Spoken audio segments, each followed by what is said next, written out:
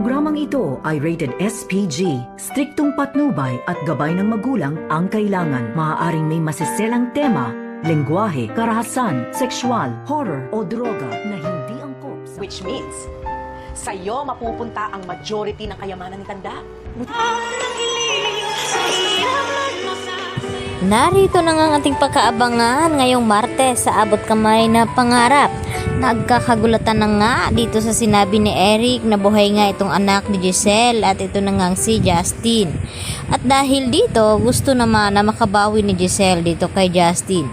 Kaya nag-set up ito ng lunchtime upang makasama sana itong kanyang anak. Subalit, ang sumipot nga ng pagkikita sana nilang dalawa ay itong si Eric na dating ex-boyfriend dito ni Giselle na siya naman ang ama dito ni Justin.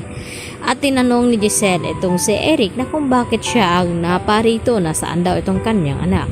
At ang sagot naman dito ni Eric sa kanya ay ayaw daw makipagkita o makipag-usap ni Justin dito sa kanyang ina na si Giselle.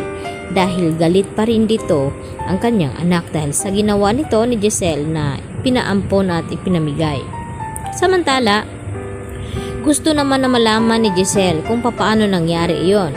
At dito naman na ikinukwento dito ni Eric sa kanya kung paano natunton ni Don Pepe dito sa US itong si Eric at itong apo nito na si Justin.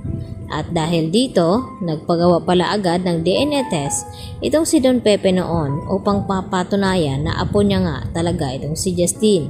At nagiging positive naman ang nagiging resulta at dito nga naniyakap ni Justin ang kanyang lolo at pinakiusapan ni Don Pepe noon itong si Justin na sana mapatawad daw niya itong kanyang ina na si Giselle. At ang tanging sabi naman ni Justin sa kanyang lolo, kung ipipilit niya ay baka pati siya ay kakalimutan na rin ni Justin. Samantala, hindi pa rin tumitigil itong si Giselle hanggang hindi niya makakausap itong kanyang anak at makabawi siya rito. At dahil dito, nagpakita naman itong si Justin dito sa kanyang ama na si Eric at sinabi na Pasko naman ay may gusto siyang ibigay nito itong hair clip na ibinigay noon pala sa kanya ni Giselle at nagpapanggap na siya nga raw ang kanyang tita Giselle.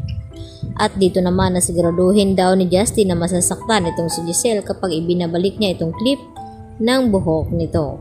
At dito nga na dumating itong si Justin habang kasama ni Giselle itong si Annalyn na nagla-lunch at hinihintay ang pagdating ni Justin at nang yakapin sana ito ni Giselle ay pinigilan naman siya dito ni Justin at ibigay lamang at pinamukha ni Justin itong hair clip na ibinigay noon dito nga ni Giselle at hanggang sa umiyak na naman ito.